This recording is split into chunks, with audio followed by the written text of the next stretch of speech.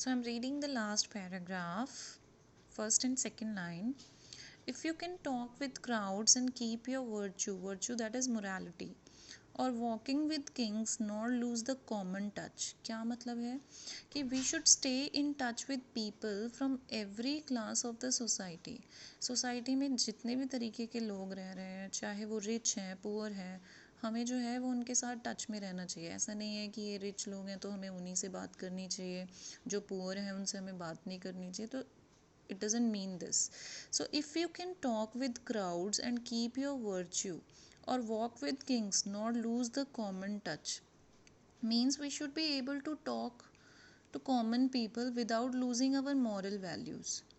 Again, we should be able to walk with kings without going beyond the reach of the common people. ठीक है, so the common touch would help us realise the reality and feel the needs of the society.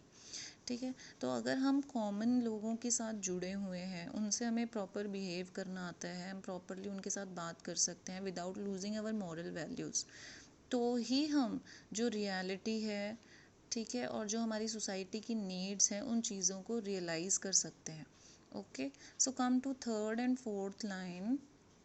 If neither foes nor loving friends can hurt you, if all men count with you but none too much, क्या मतलब है इसका? We should build ourselves strong enough mentally and physically so that neither enemies nor loving friends can hurt us.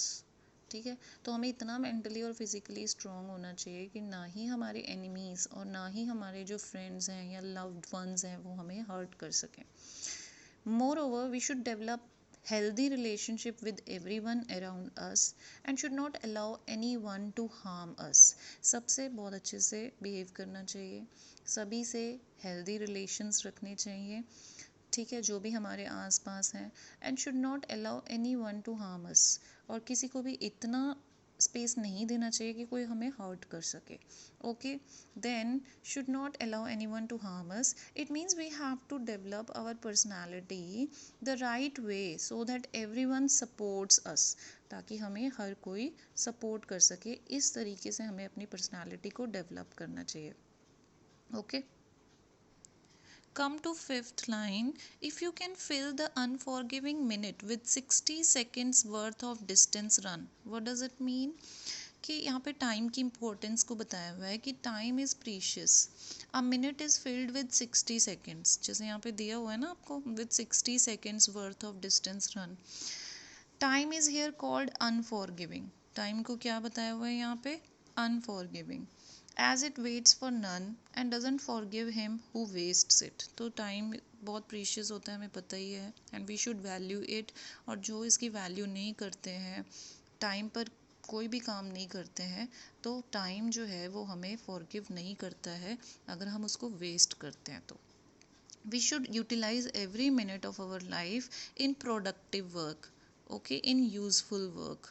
Yours is the earth and everything that's in it. तो ये सारी advices हैं कि हमें पेशेंस रखना चाहिए, हमें काम रहना चाहिए, हमें लाई जो चीज़ें हैं उनमें इंडल्ज नहीं होना चाहिए, हमारा जो मेंटल टेम्पर है वो स्ट्रॉन्ग होना चाहिए। तो ये सारी की सारी एडवाइजेस जो हैं वो पोएट दे रहा है सभी को, specially to his own son. Yours is the earth and everything that's in it and which is more you will be a man my son. और अगर हमें ये सारी की सारी क्वालिटीज़ हैं तो एट सच सिचुएशन हम समझ सकते हैं कि हम जो है इस अर्थ को जीत सकते हैं। Means we can win the world. Okay, means finally comes the achievement that we can get if we fulfill all the conditions mentioned so far.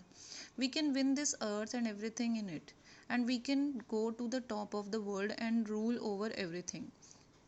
And what is more, we should be a complete and perfect human being if we have all these qualities mentioned by the poet. We should not forget that Kipling, again I'm telling you that Kipling is writing. Rudyard Kipling is the writer, is the poet of this poem, and what he is writing, as I told you, okay, and Kipling wrote this poem for his son, as it is addressed in the very last line, and which is more you will be a man, means अगर हमें ये सारी की सारी quality होंगी तो we will become a perfect human being. और यहाँ पे लास्ट में देखो my son लिखा हुआ है, it means all these things he's just telling to his own son and advising him and to other people also. So that's all about this poem. Thank you very much.